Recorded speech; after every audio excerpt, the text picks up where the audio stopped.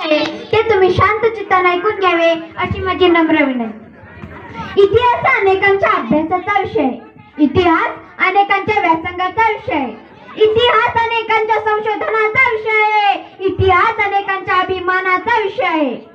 खरं तर इतिहास घडवता येतो, बदलता येतो। डॉक्टर बाबासाहेब आंबेडकर यांनी न्यायमूर्ती रांगडे यांच्या उद्धटपणाबद्दल बोलताना इतिहास कसा घडविला जातो याचे विवेचन केले। नियतीने उलगडलेला पट म्हणजे इतिहास। तर मार्क्स सारखा विचारवंत सांगतो की परस्पर विरोधी आर्थिक संबंधाच्या संघर्षात म्हणजे निर्माण होतं त्याला इतिहास मानतो। स्वामी विवेकानंद असं म्हणतात की महापुरुषांच्या चरित्राची मालिका म्हणजे इतिहास। पण डॉक्टर बाबासाहेब आंबेडकर मात्र सांगतात की माणसाच्या बुद्धीचा, शक्तीचा, कर्तृत्वाचा अपूर्व संगम म्हणजे इतिहास। इतिहास घडवता येतो, इतिहास नवा निर्माण करता येतो। फक्त सजोटीची आणि प्रामाणिक माणसं हवी जी बुद्धिनिष्ठ असतील आणि समता, स्वातंत्र्यता, बंधुता या समाज व्यवस्थेवर निष्ठा ठेवत जी समाज घडवण्याचं काम करतील अशी माणसंच पुन्हा नव्याने इतिहास घडवतील।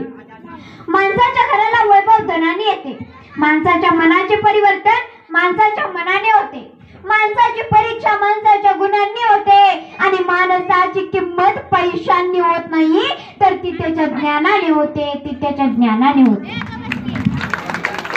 1935 साली येवला येथे भरलेल्या अस्पृश्य परिषदेच्या अध्यक्षपदावर बोलताना डॉक्टर बाबासाहेब आंबेडकर असे म्हणाले की मी हिंदू धर्मात जरी जन्माला आलो असलो ना तर हिंदू धर्मात मरणार नाही। आणि बघता बघता चौबाजूने एक वेगळंच आंदोलन चालू झालं की डॉक्टर बाबासाहेब आंबेडकर यांच्या पाठीमागची भूमिका निषेध केली।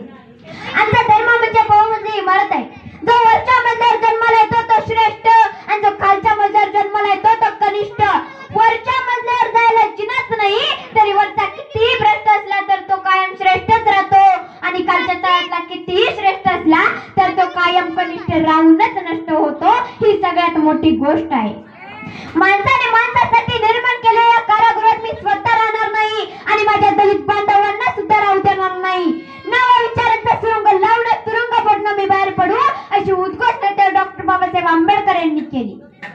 मोजू तरी कशी उंची तुमच्या कर्तृत्वाची, मोजू तरी कशी उंची तुमच्या कर्तृत्वाची। तुम्ही जगाला शिकवली व्याख्या माणुसकीची।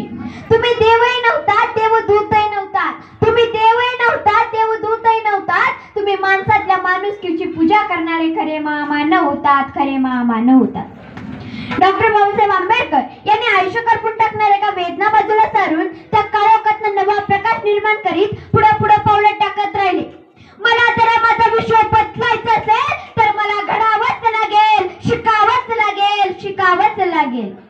अन्न तर होतं पण भाकर देणारा एकच होता, अन्न तर होते पण भाकर देणारा एकच होता, पाणी तर होते पण पाजणारा एकच होता।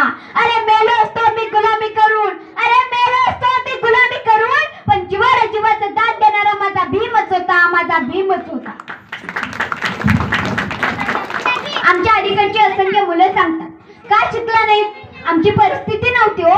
पण तसं काहीच नाही, कारण परिस्थिती माणसाला घडवतही नाही आणि परिस्थिती माणसाला बिघडवतही नाही। माणूसच परिस्थिती घडवतो आणि माणूसच परिस्थिती बिघडवतो, ही वस्तुस्थिती आहे।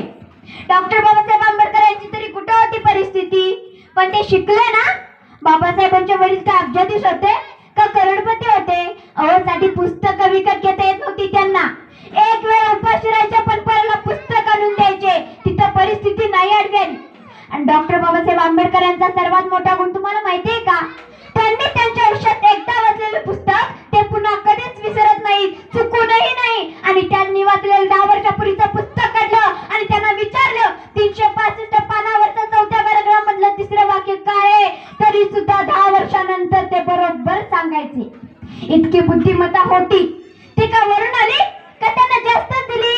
नाही, बाबासाहेब म्हणतात मी स्वतः कमावली। कशी कमावली? माझ्या परिस्थितीतून कमावली। माझ्या वडिलांची आर्थिक स्थिती अशी नव्हती की मी पुस्तकं विकत घ्यावी। ज्यावेळी एखादं पुस्तक माझ्या हातात पडायचं त्यावेळी मला असं वाटायचं की हे पुस्तक आत्ता हातात पडले, उद्या आयुष्यात कधी मिळेल की नाही ते माहिती नाही, त्यामुळे आत्ताच असं वाचवा की पुन्हा आयुष्यात कधी वाचायची गरजच पडता कामा नये। याला म्हणतात परिस्थितीवर मात करणं।